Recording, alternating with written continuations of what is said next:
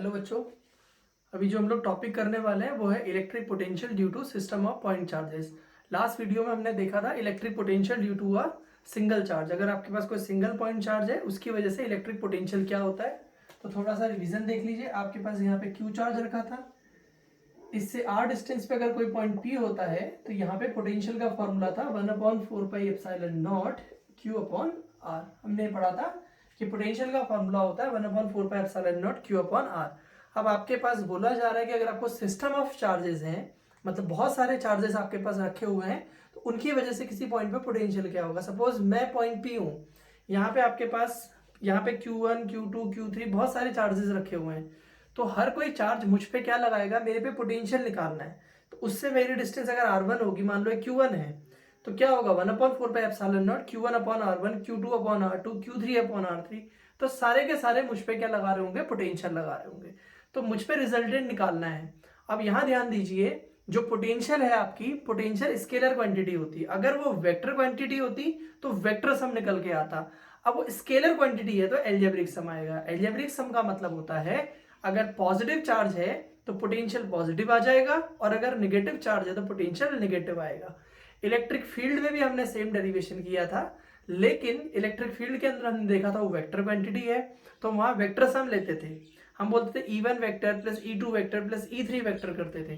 Potential scalar है, उसके पास direction का कोई लेना देना नहीं है, तो इसलिए हम लोग यहाँ पे क्या करते हैं, साइन जो है आपका वो हम पॉजिटिव के लिए पॉजिटिव लेंगे और नेगेटिव के लिए हम लोग नेगेटिव ले रहे हैं। तो हमारा जो हेडिंग है वो है इलेक्ट्रिक पोटेंशियल, जो है electric potential due to a system of charges. जो हेडिंग है देखिए, electric potential due to a system of point charges. Point charges आप यहाँ पे क्या कंसीडर करते हैं कि बहुत सारे पॉइंट चार्जेस हैं। देखो आपको करना क्या है बच्चों, एक डेरिवेशन करते हो, दूसरे को भी रिवाइज कर लेना है वहीं पे। तो इलेक्ट्रिक फील्ड वाला आपका यहाँ पे रिवीजन हो जाना चाहिए। तो मान लीजिए कोई पॉइंट P है जिस पे मैं पोटेंशियल निकाल रहा हूँ, तो let P be a point at विच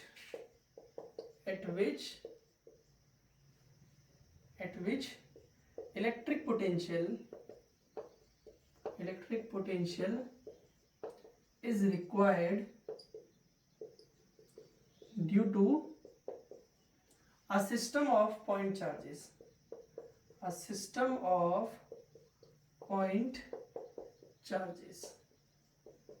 तो यहाँ पे क्या है देखिए, मान लीजिए कोई P पॉइंट है, यहाँ पे आपका कोई चार्ज Q1 रखा हुआ है, इसके बीच की डिस्टेंस R1 है, और यहाँ पे आपका कोई चार्ज सपोज Q2 रखा हुआ है, इनके बीच की डिस्टेंस R2 है। यहाँ पे कोई बच्चों Q3 रखा हुआ है, इसकी डिस्टेंस R3 है।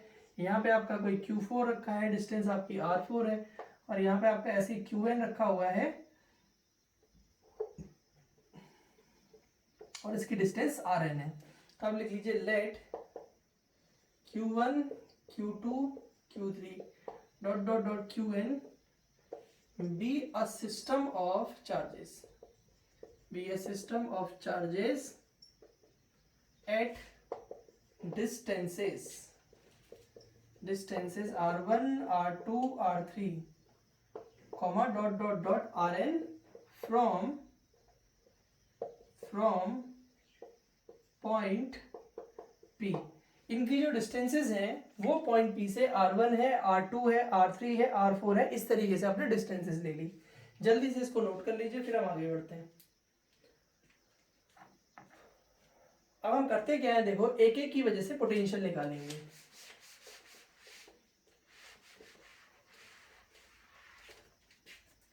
क्या करता है देखो, electric potential at P due to charge Q1। ठीक है, ड्यू टू चार्ज Q1, तो क्या हो जाएगा देखो, इसको V1 से कर देते हैं, तो 1/4πε0 Q अपॉन R होता था, तो यहाँ पे चार्ज कितना रखा है Q1, तो Q1 अपॉन R1 ऐसे ही हो जाएगा। ड्यू टू Q2 अगर आप लोग निकालेंगे तो Q2 की वजह से आपका V2 हो जाएगा 1/4 Q2 अपॉन R2 हो जाएगा। ऐसे ही डॉट डॉट डॉट चलते हैं और आप लिखेंगे यहाँ पे ड्यू टू, आप Qn की बात करते हैं तो वो हो जाएगा आपका Vn हो जाएगा आपका 1/4 Qn अपॉन Rn हो जाएगा। तो आपने इसके लिए देखा Q1 upon R1, Q2 upon R2, Q3 upon R3 और इसके लिए Qn अपॉन R1 हो गया। अब पोटेंशियल बच्चों कैसी क्वांटिटी है आपको पता है, स्केलर क्वांटिटी है, तो यहाँ पे जो रिजल्टेंट पोटेंशियल निकलेगा वो होगा इन सारे पोटेंशियल्स का एल्जेब्रिक सम। तो इसको नोट करिए जल्दी से। उसके बाद हम लोग लिखते हैं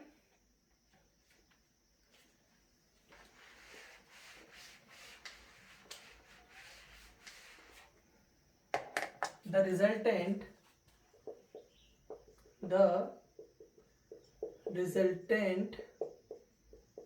electric potential at point P will be algebraic sum of electric potentials at point P due to किसकी वजह से, Q1 Q2 dot dot dot Qn की वजह से। तो वो क्या हो जाएगा, देखो V is equal to V1 plus V2 plus dot dot dot Vn हो जाएगा। इन सबका आपने क्या कर देना है, सम निकाल लेना है। तो V1 की वैल्यू कितनी है 1/4 Q1 upon R1 plus 1/4 Q2 upon R2 plus 1/4 Qn upon Rn। ये आपका फॉर्मूला आ गया। आपने क्या करना है, सबके सारे के सारे पोटेंशियल जो है सबका सम निकाल देना। तो इस तरीके से आप उसको कर लेंगे। सारे के सारों को जितने भी वैल्यू आ रही है सबको ऐड कर दो। इसको आप यहाँ पे क्या कर सकते हैं, देखो हर किसी के पास 1/4 कॉमन है, तो 1/4 तो Q1 upon R1 plus Q2 upon R2 plus dot dot dot Qn upon Rn लिख सकते हैं। ठीक है, फिर आप इसमें क्या करेंगे, आपने समेशन के साइन का भी आप यूज कर सकते हैं। ये आपका आंसर हो गया। इसको आप समेशन की फॉर्म में लिखना चाहें तो कैसे लिखेंगे, देखिए इसमें आप लगा दो 1/4 सिग्मा, इसको क्या लिख सकता हूं मैं, QI upon RI, I equal to 1 to n हो जाएगा। अगर मैं इसको ओपन करता हूं तो 1 लिखूंगा यहाँ पे, तो Q1 अपॉन R1, 2 लिखूंगा Q2 अपॉन R2, 3 लिखूंगा Q3 अपॉन R3, ऐसे करके वो आगे की तरफ को चलता जाएगा। तो आपने ये देखा कि किस तरीके से अगर सिस्टम ऑफ पॉइंट चार्जेस होते हैं, किसी पॉइंट के आसपास बहुत सारे चार्जेस हैं, उसकी वजह से पोटेंशियल निकालना। तो आपको करना क्या है, सारे पॉइंट्स की वजह से पोटेंशियल निकालिए, और सारे पॉइंट से पोटेंशियल निकालने के बाद आपको ध्यान ये रखना होता है कि अगर वो वेक्टर क्वांटिटी है तो आपने वेक्टर सम बोल देना है। जैसे इलेक्ट्रिक फील्ड होता, अगर इलेक्ट्रिक फील्ड निकालने के लिए बोला जाता तो आप बोलते कि electric field at a point due to system of charges. वहां पे इलेक्ट्रिक फील्ड में आपका क्योंकि वेक्टर क्वांटिटी है तो आप बोलते हैं वेक्टर सम। और पोटेंशियल आपने कॉन्सेप्ट पहले ही क्लियर किया है कि आपको पता है पोटेंशियल स्केलर क्वांटिटी है, तो स्केलर के साथ बच्चों एल्जेब्रिक सम आता है। जैसे आप ध्यान दीजिए, चार्ज जब पढ़ाया था मैंने स्टार्टिंग में, चार्ज पढ़ाया था तो चार्ज भी कैसी थी, स्केलर क्वांटिटी। तो चार्ज के लिए भी हमने क्या बोला था, एल्जेब्रिक सम। पोटेंशियल क्या है आपकी, पोटेंशियल कैसी क्वांटिटी है आपकी, ये भी स्केलर है, एल्जेब्रिक सम। फोर्सेस में जब पढ़ाया था मैंने कि अगर बहुत सारे चार्जेस रखे हों, किसी एक चार्ज पे आपको फोर्स निकालना है तो वहां पे वेक्टर सम था, क्योंकि फोर्स वेक्टर क्वांटिटी है, इलेक्ट्रिक फील्ड वेक्टर क्वांटिटी है, तो वहां पे भी वेक्टर सम था। तो इस तरीके से आपको देखना होता है। अगर आपका पहले ही क्लियर है तो ये वर्ड्स आपको जो लिखने हैं, एल्जेब्रिक सम लिखना है या फिर वेक्टर सम लिखना है, बस इतने से ही आपका टॉपिक क्लियर हो जाता है। Thank you.